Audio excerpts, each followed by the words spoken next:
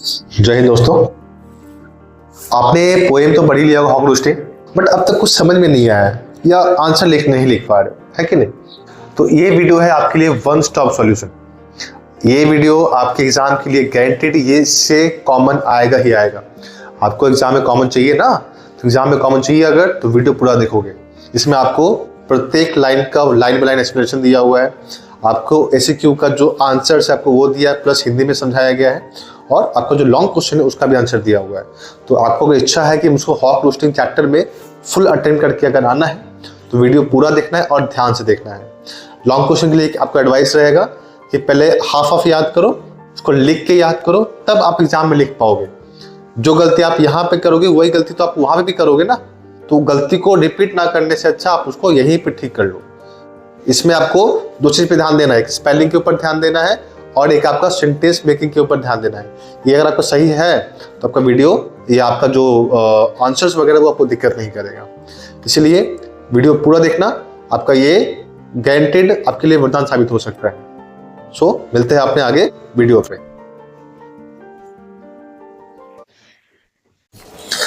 Poem में हम बात करने वाले हैं अपने लाइनिंग के बारे में भी, और जहां से ऐसे क्यों बन सकते हैं वहां भी। ठीक है, तो ध्यान से सुनोगे कि आखिर क्या बोला गया है।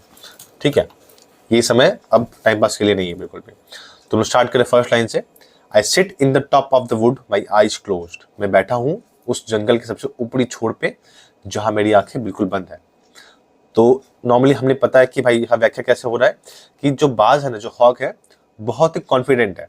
ठीक है, कि मैं जहां बैठा हूं मुझे किसी बात का फियर नहीं, किसी बात का कोई डर नहीं है, और उसके पास ना पावर है, उसके पास प्रोटेक्शन है कि भाई मैं कुछ भी करूं मेरे को कोई दिक्कत नहीं होने वाला है।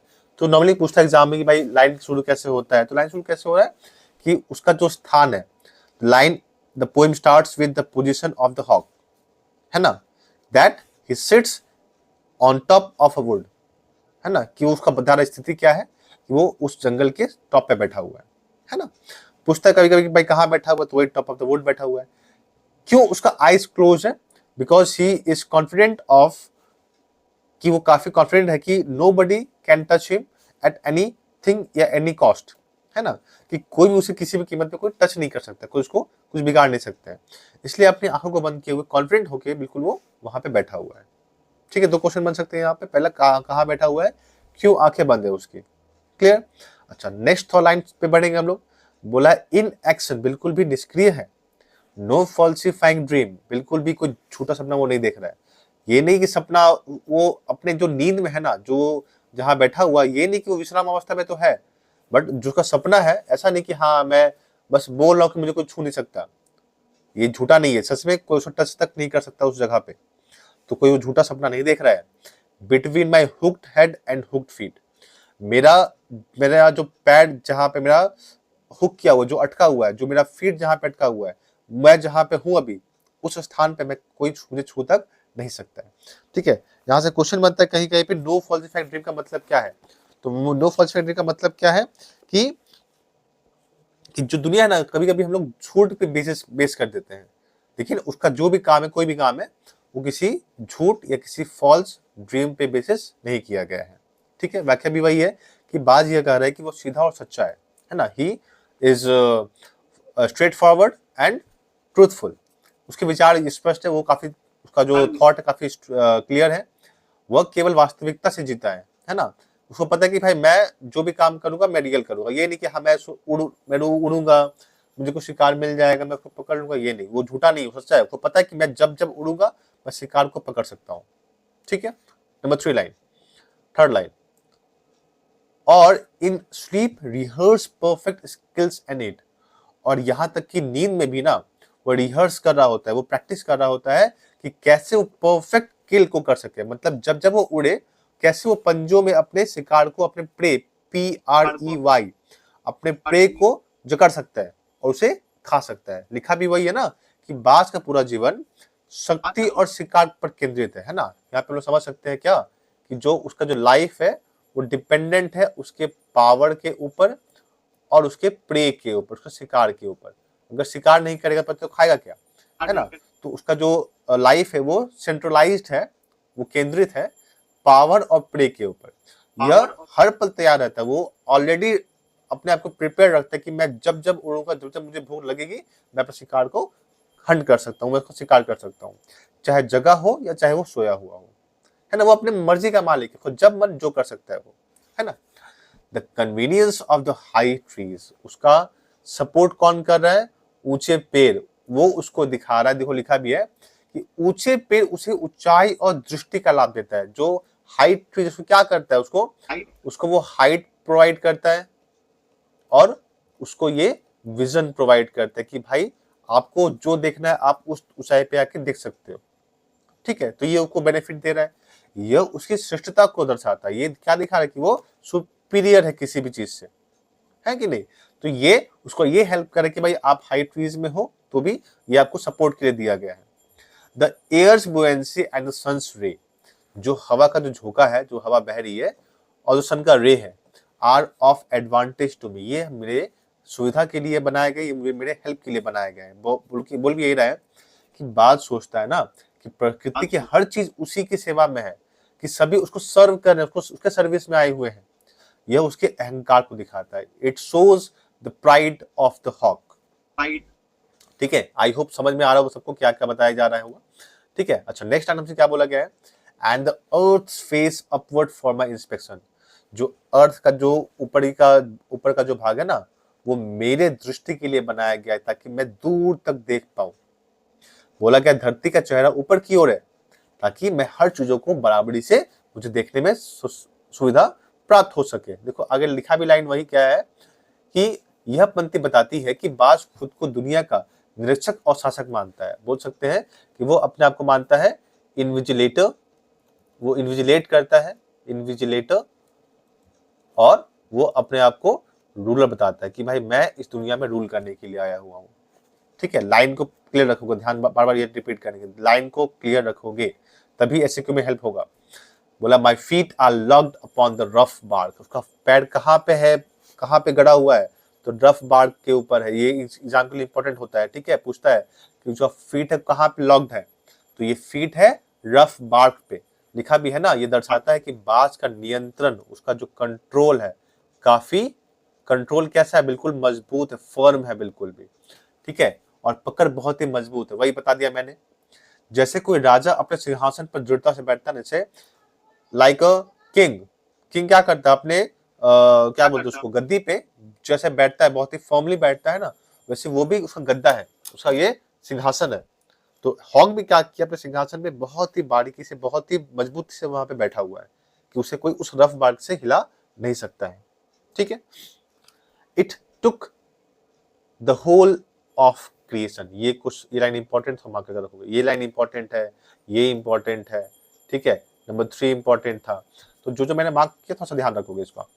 बोला it took the whole of creation to produce my foot my each feather, पूरा संसार लग चुका था मेरे फूट को बनाने के लिए, मेरे पैर को बनाने के लिए, और मेरे प्यारे प्यारे बहुत बड़े बड़े पंखों को बनाने के लिए। अर्थात भगवान ने बहुत ही फुर्सत से मुझे बनाया है।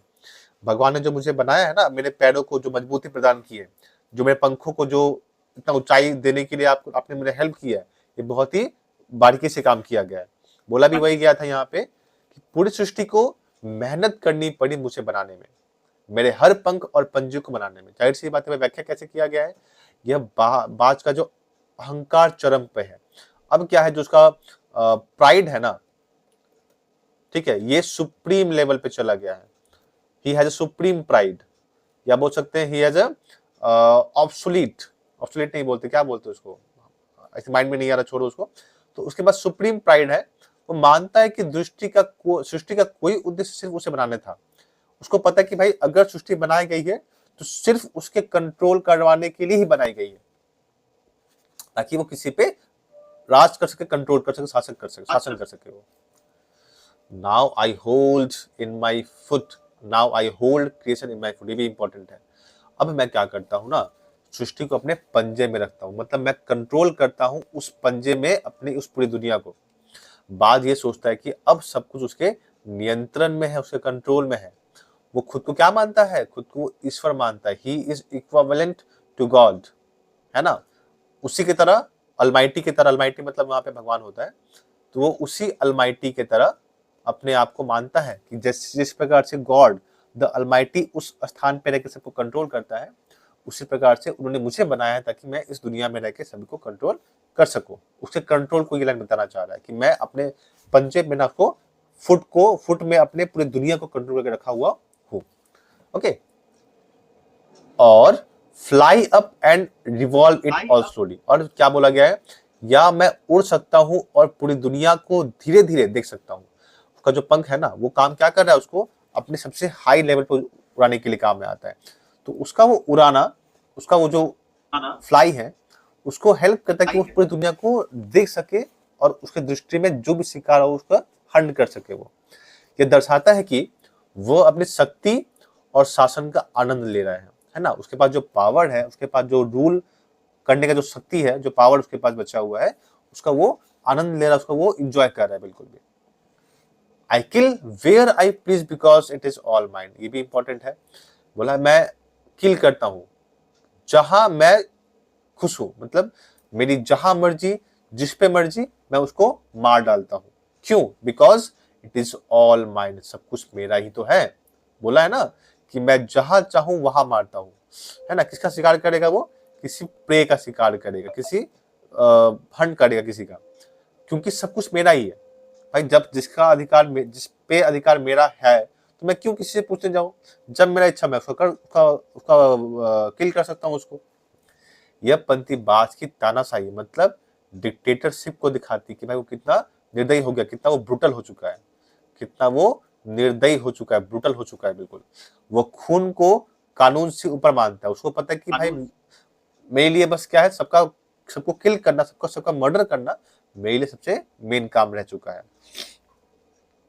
उसके बाद ये भी थोड़ा लाइन इंपॉर्टेंट होगा, there is no sophistry in my body, मेरे बॉडी में, मेरे शरीर में कोई छल या झूठ नहीं है। सफिस्ट्री का मतलब क्या होता है? झूठ या छल बोलते हैं। अर्थात वो ये कहता है कि वो जो करता है ना, साफ साफ करता है। ये नहीं कि पीठ पीछे कुछ और सामने कुछ और। अगर वो किसी को मारता भी है तो डट के मारता है, दृढ़ संकल्प के साथ मारता है कि भाई मैं जो करूंगा अपना साफ सुथरा करूंगा, मैं किसी के सामने कुछ और बनने के लिए नहीं आया हुआ हूँ। तो जो भी करता है बहुत ही क्लियरली करता है। कोई बहाना नहीं है कि मैं क्यों मार रहा हूँ, क्यों नहीं मार रहा हूँ, ऐसा कोई उसको बहाना नहीं मिलता है। वो शिकार करता है क्योंकि वो उसकी स्वभाव है। होता है ना कि भाई सबका तो स्वभाव अलग अलग होता है कि नहीं? तो अगर वो किसी का कुछ बिगाड़ रहा है तो उसका स्वभाव में है। ये आप नहीं कह सकते हो कि आपने इस काम क्यों किया, because it is his nature, उसका व्यवहार, उसका स्वभाव है। और वो अगर बुरा है तो वो बुरे काम ही करेगा, है ना। तो उसका काम ही शिकार करना, इसमें कोई क्या ही बोल सकता है उसको, है ना। तो यहाँ पे लाइन क्या दिखा रहा है कि वो अपने मर्जी से कोई काम नहीं कर रहा है, ये उसका व्यवहार ही है जो उसको करवाने में वो हेल्प कर रहा है उसको। ठीक है, अच्छा। My manners are tearing off heads, मेरा जो व्यवहार है वो कैसा है? सबके सर को धड़ से अलग करना, मेरा ये काम ही है। मेरा काम क्या है कि सबको किल करना, शिकार को अपने सर से धड़ को अलग करना। लिखा भी है ना, मेरी शालीनता है, मेरा व्यवहार है कि सिरों को नोच लेना, सिरों को अपने धड़ से अलग कर देना। यह उसकी क्रूरता, उसका बोल सकते हैं ब्रूटालिटी को बताता है, और जो उसका हिंसक स्वभाव है वो दर्शा रहा है। उसके लिए हत्या करना सामान्य है, उसके लिए कोई बड़ी बात नहीं, उसका तो ये स्वभाव ही है ना। जिसका जो स्वभाव रहता है उसको वो काम करने में बिल्कुल कष्ट नहीं होता, उसको कोई बुराई महसूस नहीं होती है। द अलॉटमेंट ऑफ डेथ, ये भी इंपॉर्टेंट है हमारे लिए कि जो उसका डेथ बोला क्या गया कि मेरा काम ही क्या है? मृत्यु बांटना। भगवान ने उसको एक काम दिया है कि आपका काम है शिकार करना और उसको मृत्यु प्रदान करना। मतलब वो दिखा क्या रहा है कि मैं काल हूं, मैं भगवान के बराबर बन चुका हूं। जिस प्रकार भगवान का काम क्या है? किसी को जीवन देना, जीवन लेना, उसी प्रकार इनका भी काम क्या है? किसी का जीवन ले सकता है। तो ये बोल क्या रहा है कि मुझे अलॉट किया गया, मुझे दिया गया है मृत्यु प्रदान करने के लिए ही काम। ओके, बोले बाज खुद को क्या मानता है? मृत्यु का दाता, बोल सकते हो गिवर ऑफ डेथ। ठीक है, वो अपने आप को क्या मानता है? गिवर ऑफ डेथ, डेथ का मृत्यु दातक मानता है। जैसे मृत्यु उसके आदेश पे चलती हो, वही ना कि वो अपने आप को क्या बोले कि मैं भगवान से भी ऊपर हूं, मेरे लिए कोई चीज बुरा नहीं है, जो मैं करता हूं मैं अपने मर्जी से करता हूं, है ना। आगे क्या बोला गया है? For for the one path of my flight is direct. मेरे उड़ने का एक ही मकसद होता है। क्या मकसद होता है? Through the bones of the living, कि जीवित लोगों का, जीवित प्राणियों का जीवन छीनना ही मेरा एकमात्र उद्देश्य बनता है। जब जब मैं उड़ता हूं तब, जब भी वो उड़ा, उनका मकसद क्या है कि मुझे किसी का प्राण लेना है, मुझे किसी का प्राण छीनना है। तो बोला मेरी उड़ान का रास्ता सीधा है। जीवितों की हड्डियों के बीच से होकर, मतलब जीवित, कोई जीवित अगर है तो उसके हड्डी से उसका प्राण, जो प्राण कहाँ से ले रहा है? उसके बोन से ले रहा है, तो उसकी हड्डी से वो प्राण छीनने का वो काम करता है। यह उसकी निर्दयता और शक्ति का प्रतीक है कि वह किसी बाधा से नहीं डरता है। जाहिर सी बात है भाई, ये क्या दिखा रहा है उसका, कि उसका वो निर्दयी है, उसका शक्ति का प्रतीक बता रहा है ना। अच्छा, और क्या बोला है? No arguments assert my right. किसी प्रकार का तर्क मेरे अधिकार को छीन नहीं सकता है। वो यही बोला कि मेरे अधिकार को साबित करने के लिए मैं किसी तर्क का जरूरत नहीं पड़ता। वो जो मैं करता हूँ वो ऑलरेडी एक तर्क का काम करता है। वो मानता है कि उसका अधिकार प्राकृतिक और जन्मजात है। ये तो अच्छा, ये तो जानबूझ के नहीं कर रहा है। उसको तो ये अधिकार दिया गया है ना कि आपका काम शिकार करना ही, क्योंकि हमने पढ़ा है कि जो फूड सर्कल होता है सबसे वो ऊपर में रहता है ना। उसको, उसका काम क्या है? जो छोटे छोटे जानवर है उसको खाना है। तो ये उसको नेचुरल मिला है, उसको बाय बर्थ मिला है ना। तो उसका ये काम ही तो है। अच्छा, the sun is behind me, कि सूर्य भी मेरे पीछे है। अर्थात वो संकेत दे रहा है कि प्रकृति भी उसके साथ में है, मतलब ये उसके सपोर्ट में है।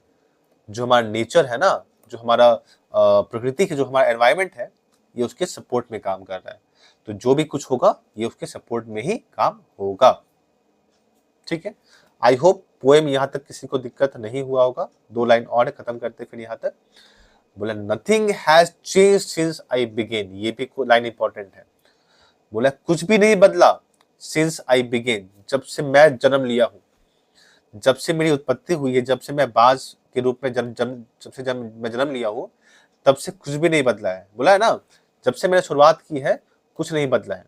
वो ये कहता है कि उसका शासन और शक्ति आज भी वैसा ही है जैसा वो हमेशा से था।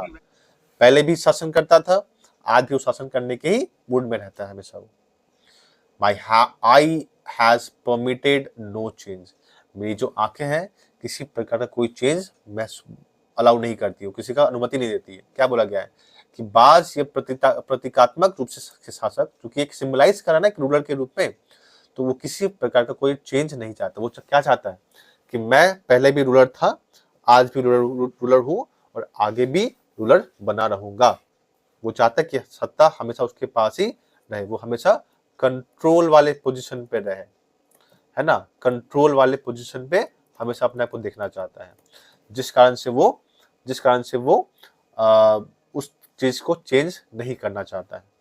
ठीक है, अच्छा, जो मैंने यहाँ पे आपको लाइन बताया आपके लिए इंपॉर्टेंट होगा और वहां से क्वेश्चन बनते हैं। ठीक है, मैं आपको दिखा रहा हूं कि अब जो शॉर्ट क्वेश्चन कैसे बनेगा, आपको लिखना क्या क्या, तो समझाऊंगा मैं। ठीक है, ठीक है।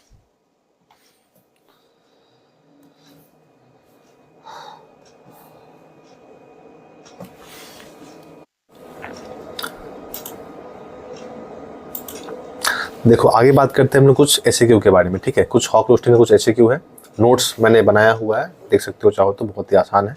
कुछ समझाऊंगा मैं, ठीक, ज़्यादा कुछ टफ नहीं है, बस जो चीज़ मैं बोलूँगा बस समझ के रखना है आपको। ठीक है, पहला पूछा गया क्वेश्चन में कि what does the hawk symbolize, कि जो हॉक है ये हमसे क्या सिंबलाइज कर रहा है, हमसे क्या संकेत कर रहा है। तो हॉक ये सिंबलाइज कर रहा है, मैं यहाँ पे बता दे रहा हूँ तो समझो ध्यान से, कि जहां पूछेगा ना कि हॉक का सिंबलाइज क्या है, हॉक क्या क्या प्रतीक है, तो हॉक हमें दिखा रहा है पावर, कंट्रोल और प्राइड। 2-3 चीज बस याद रखना है। ठीक है, पीसीबी मतलब पहला फॉर पावर, फिर सी फॉर कंट्रोल और पी फॉर प्राइड। ठीक है, ये 3 चीज वो अपने सिंबल कर अपने वर्ड के, कि हॉक का मतलब क्या है, वो पावर, कंट्रोल और प्राइड दिखा रहा है। उसके बाद पूछा है कि रूस्टिंग का मतलब क्या है, तो देखो आंसर तुम्हारा इतना ही है। पहले हम लोग क्या सीखे, क्वेश्चन करने का मतलब है, पहले काम क्वेश्चन से करते हैं ना हम लोग। द वर्ड रूस्टिंग मीन्स, डज होने पे एस लगाना होता है। The word रूस्टिंग means thinking before falling asleep, सोने से पहले जो हम लोग सोचते हैं ना, ये रूस्टिंग का वो मतलब होता है।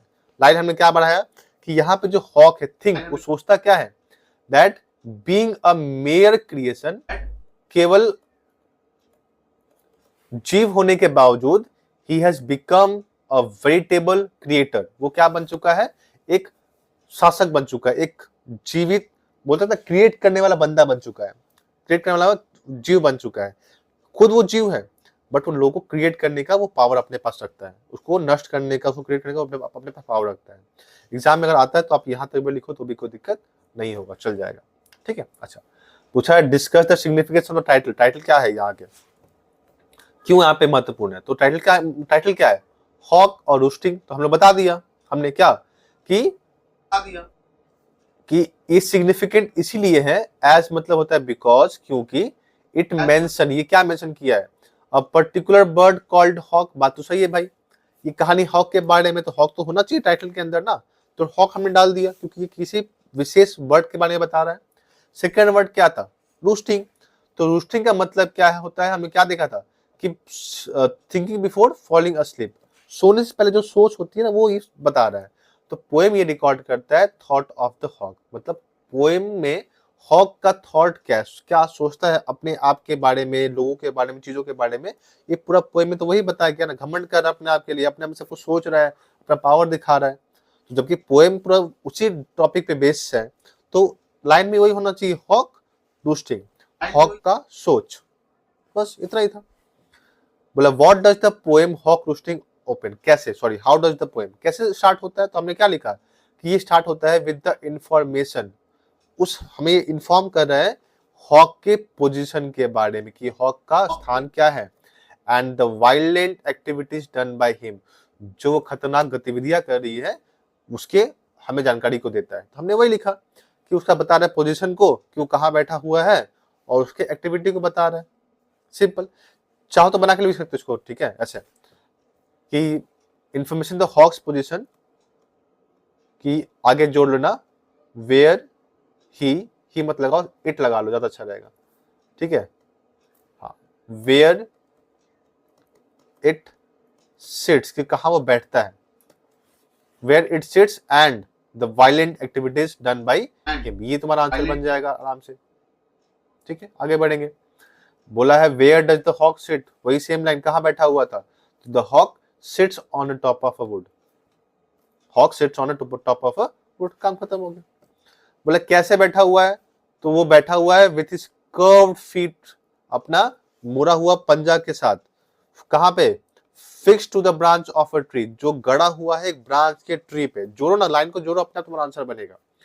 हिज हेड, उसका जो हेड है ना, रिमेन्स डाउनवर्ड, वो भी अभी नीचे देख रहा है शिकार की तलाश में।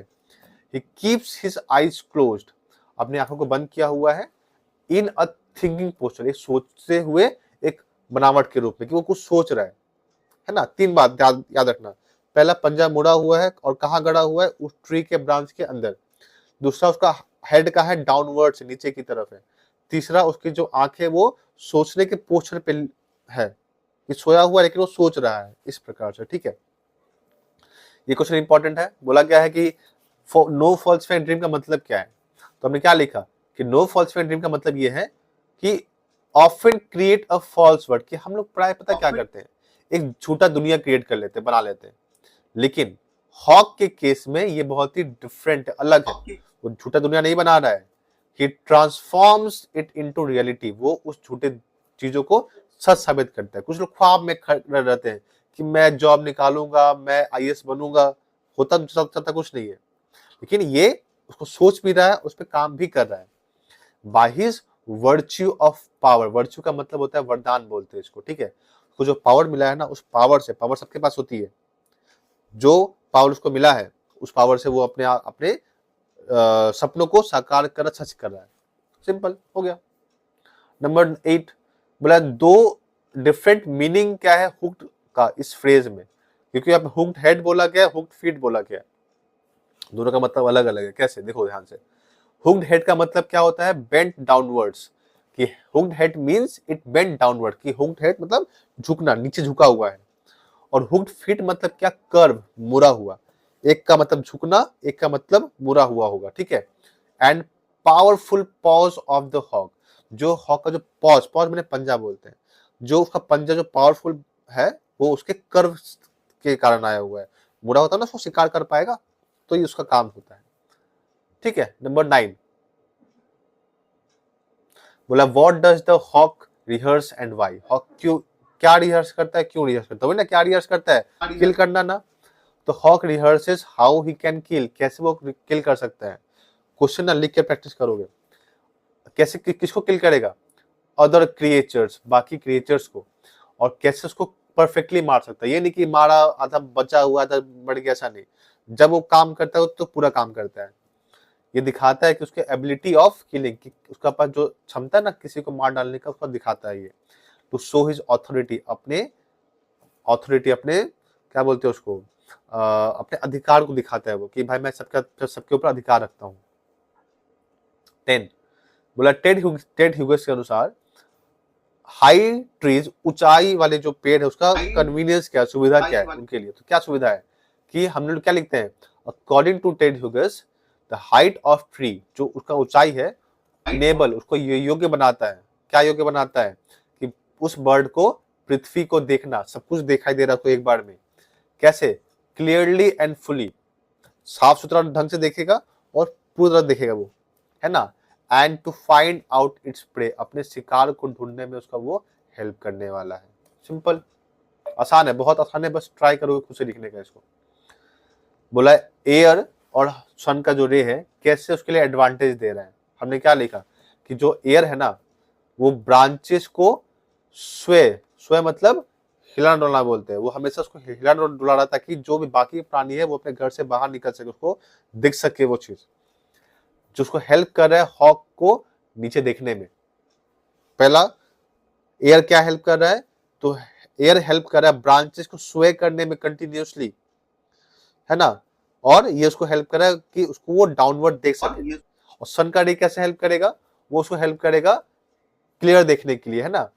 Clarity to look up the woods, कि आप उस जंगल को बहुत ही क्लैरिटी के साथ देख सके, एज इट इज ब्राइट, क्योंकि बहुत चमक है ना उसके सन के रे में, तो चमक से क्या होता है ना कि वो क्लियर दिखाई देता सब कुछ। बस आगे बढ़ते हैं।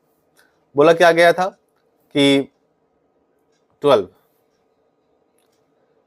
वाई डज द हॉक से, हॉक ऐसा क्यों बोलता है कि अर्थ का फेस अपवर्ड है, ऊपर की ओर मुड़ा हुआ है मेरे इंस्पेक्शन के, मेरे देखने के लिए। तो क्यों बोलता है, क्योंकि बिकॉज वो सोचता है, he thinks he can see the earth, कि वो अर्थ को देख सकता है, and find out its prey, अपने शिकार को ढूंढ सकता है। तो वही ना भाई, मुड़ा हुआ किस लिए है, क्योंकि वो प्रे ढूंढना है, उसको शिकार ढूंढना है। With the advantage of earth upward face, earth के मुड़े हुए फेस के सुविधा के अनुसार। बस बोला जो पोएम में किस पे अधिक एम्फेसाइज कर रहा है, उसके दबाव दे रहा है। तो क्या लिखा हमने कि जो पोएम है ये दबाव दे रहा है कुछ की पॉइंट को through the voice of hawk, hawk के वॉइस के, ठीक है।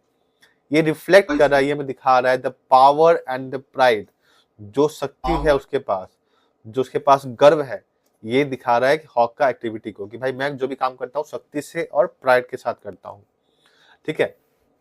अच्छा, बोला है हॉक का क्या क्या एडवांटेज, ये भी इंपॉर्टेंट है, ठीक है। हॉक क्या क्या एडवांटेज रखता है, तो हमने क्या लिखा, हॉक ये बोलता है हिज सर्वेलांस, अपना जो दृष्टि है, जो नजर है उस ऊंचाई वाले पेड़ों से, वो उसके कहाँ पे हेल्प करता है, उसके इंस्पेक्शन में हेल्प करता है, उसके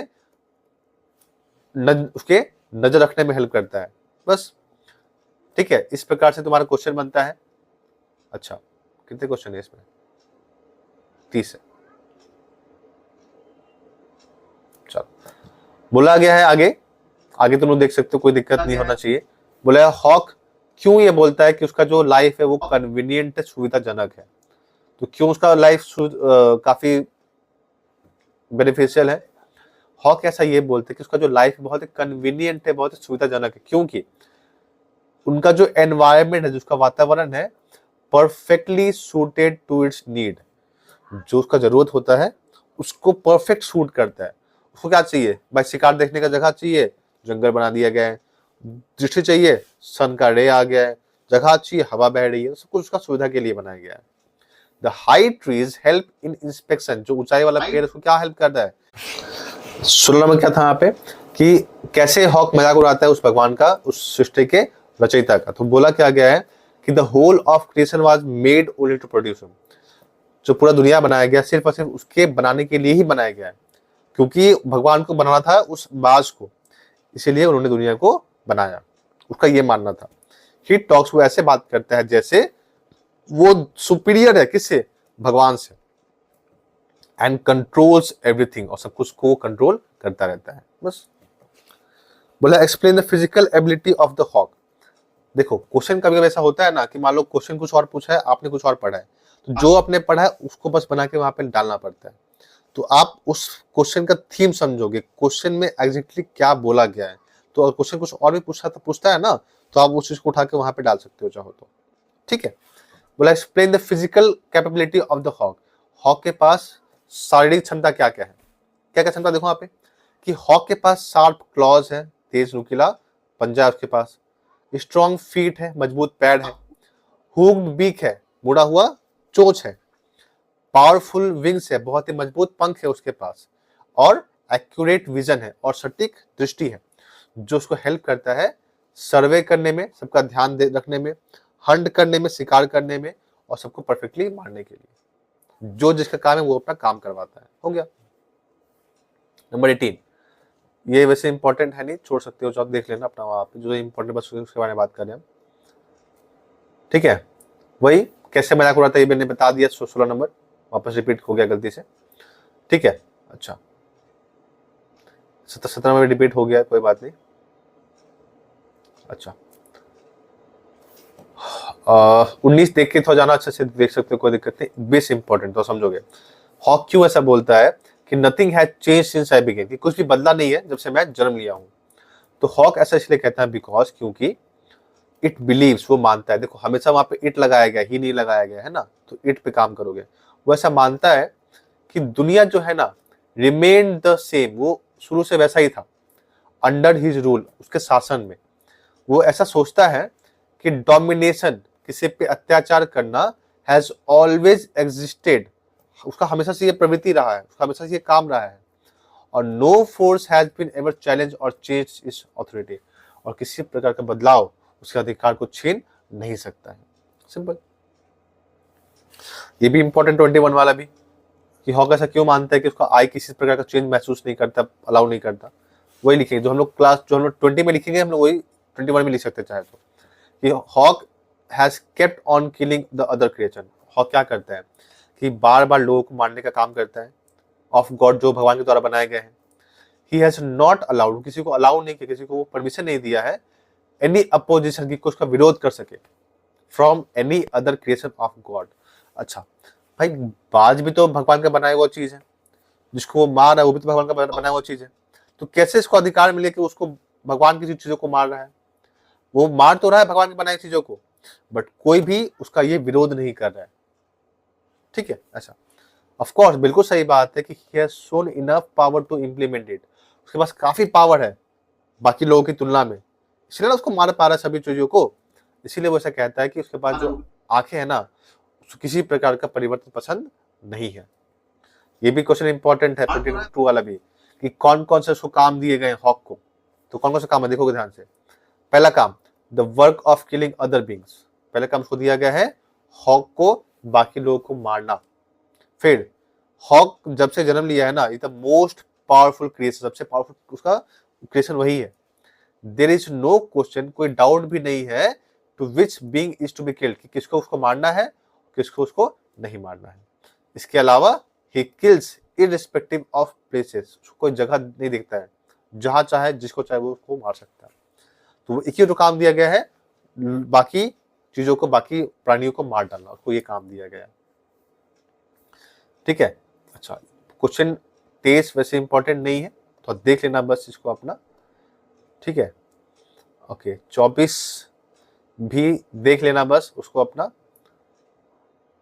ठीक है, 24 बस देख लेना अपना, वहां पे तुम लोग खुद से देख सकते हो, कोई दिक्कत नहीं है। 25 भी वैसे इंपॉर्टेंट नहीं है, फिर भी देख लेना थोड़ा सा। अच्छा 26 छोड़ दो। अच्छा ये देख लो, 27 वाला थोड़ा इंपॉर्टेंट लग रहा है। बोला गया कि हॉक क्यों मानता है कि वो, मतलब हॉक क्या डिक्लेयर करता है, क्या घोषणा करता है?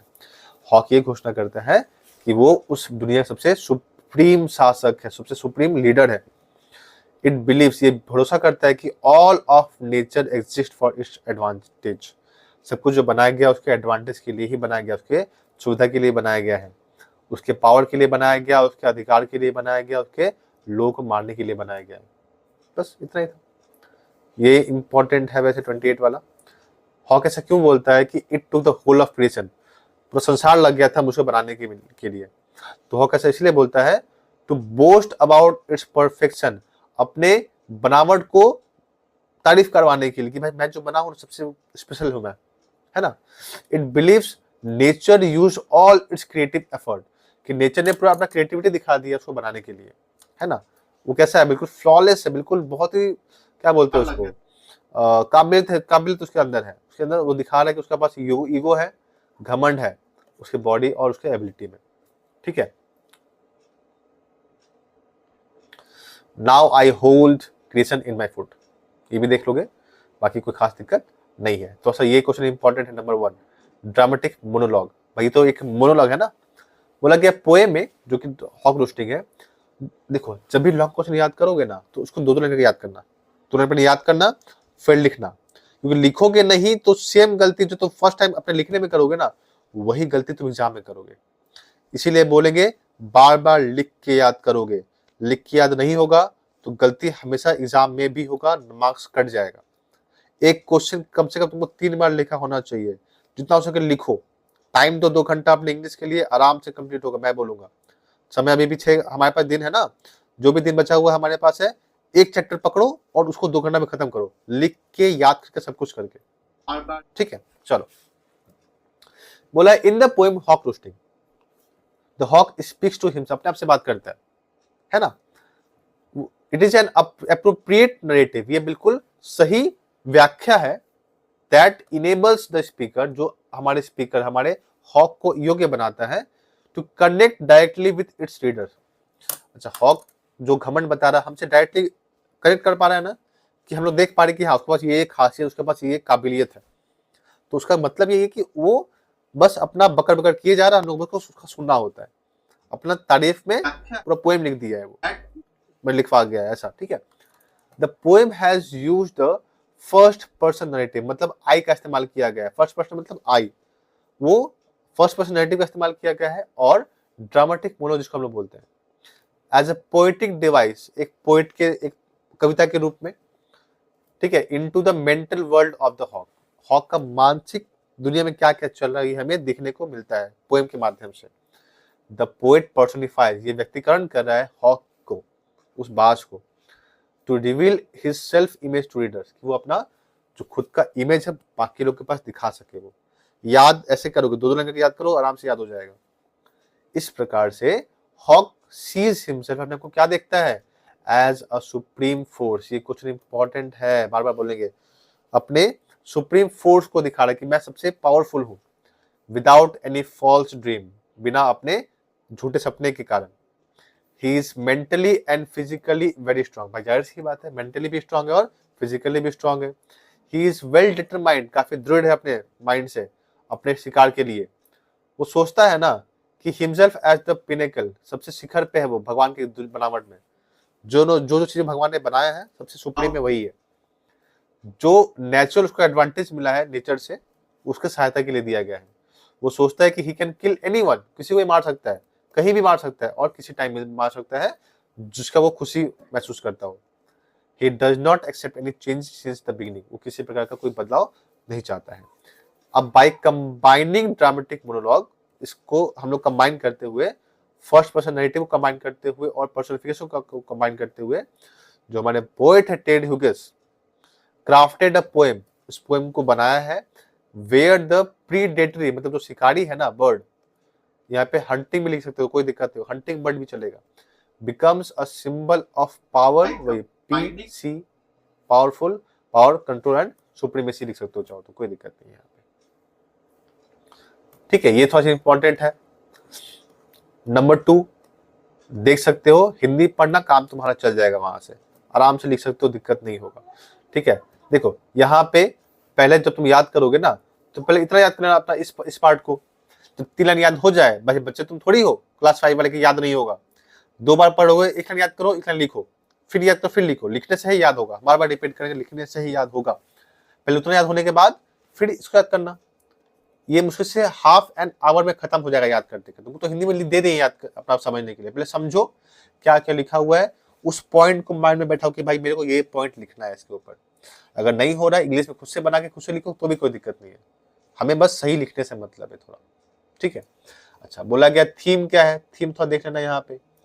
तो वही सेम काम करना, पहले यहाँ से याद करना यहाँ तक पहले, जब इतना तक हो जाए तो फिर आगे बढ़ जाना, ठीक है। फिर पूछे हॉक रोस्ट क्या है और ये व्हाट डज इट डू, ये कैसे काम करता है। तो याद कैसे करोगे, याद ऐसे करोगे कि फर्स्ट याद करना यहाँ से लेके अपना यहाँ तक, ये अलग हो गया। फिर अपना जो बाकी बचा हुआ है, अच्छा अगर एग्जाम में क्वेश्चन सेम नहीं आ रहा है, टॉपिक समझोगे, जहां पे बात हुआ रोस्टिंग के बारे में, जहां पे बात हुआ रहने विश्राम करने के बारे में, सोचने के बारे में, तुमको आंसर यही लिख के आना है, ठीक है। थोड़ा बहुत अपने माइंड से चेंज करोगे तुम्हारा काम चल जाएगा वहां पे। बस हमें पता होना चाहिए चेंज कैसे करना है, कहां से कहां तक याद करेंगे मेरा काम वहां पे चल जाए। ये क्वेश्चन थोड़ा इंपॉर्टेंट हो सकता है, थोड़ा देख लोगे जाके। बोला गया है कि एक लाइन दिया है कि I sit in top of the wood, my eyes closed, वगैरह वगैरह, ठीक है, ऐसे दिया हुआ है। अब पहला क्वेश्चन क्या पूछा है, who is referred to as I, I किसको रेफर किया गया है। हमने क्या लिखा कि इस पोएम में hawk roosting is referred to as, अच्छा कि जो ट्यूटोलर मतलब होता है, जो शिकारी जो बर्ड है वो इस पोएम में आई के रूप में रेफर किया गया है। तो आराम से कुछ लिख सकते हो, तुम ऐसे लिखो ना कि the hawk is referred to as I, ये भी कोई दिक्कत नहीं है, तुम बना के नहीं लिख पा रहे हो तो भी नंबर मिल जाएगा, कोई दिक्कत नहीं है।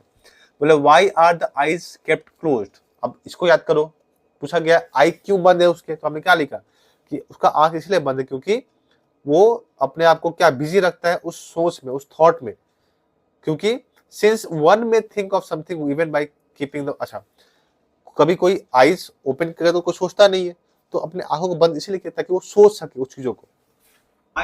It may also be said that the act of keeping the eyes close suggest a stage prior to, अच्छा सोने के पहले जो अवस्था होती है ना, ये वो भी दिखा रहा है कि वो सोने, बस सोने ही वाला है, लेकिन कुछ सोच रहा है कि नहीं मैं अभी सो जाऊंगा ना तो कोई दिक्कत नहीं, मैं फिर भी शिकार कर सकता हूँ जब मैं उठूंगा तो ये उसको दिखा रहा है। अब फिर क्या पूछा है कि क्यों उसका ड्रीम झूठा नहीं है, तो हमने क्या लिखा कि those dream which can not be converted to reality is called falsifying, यही बोला गया है कि जो चीज सच साबित ना हो सके उसी को झूठा बोलते हैं ना। फिर भी हॉक क्या कर सकता है, कैन हमने क्यों लगाया, क्षमता बता रहा है, हॉक कन्वर्ट कर सकता है उस सपने को वास्तविकता में, क्योंकि ड्रीम उसका कोई भी झूठा नहीं है। बस इतना ही हमारा काम था, समझ के याद करो तो अपने आप याद हो जाएगा, कोई बड़ी बात नहीं है यहाँ पे, ये थोड़ा सा इंपॉर्टेंट है, देख लोगे ये भी वही है, ठीक है। बस को पार्ट पार्ट याद करोगे याद हो जाएगा, कोई दिक्कत वाली बात नहीं है, ट्राई करोगे थोड़ा सा, ठीक है। ये भी देख लो, कोई दिक्कत नहीं है। आई होप एग्जाम में इससे बाहर क्वेश्चन नहीं आएगा, तो थोड़ा सा देख के जाओगे, अगर क्वेश्चन आता भी है तो हमने ऐसे क्यों याद किया हुआ है, ऐसे क्यों से अपना आंसर बनाने की कोशिश करोगे, ठीक है, ये हमारा काम रहेगा, ठीक है। तो थोड़ा वीडियो को यहीं पे एंड करते हैं। आई होप सब कुछ समझ में आया होगा और सबका एग्जाम अच्छा जाए, और इसी को ध्यान से प्रैक्टिस करके जाओगे, एग्जाम में हमें क्वेश्चन अटेंड करना ही करना है एट एनी कॉस्ट, ठीक है। तो सभी को गुड नाइट, ध्यान से एग्जाम देना और ध्यान से लिख के प्रैक्टिस करना जैसा मैंने कहा है वहां पे, ठीक है।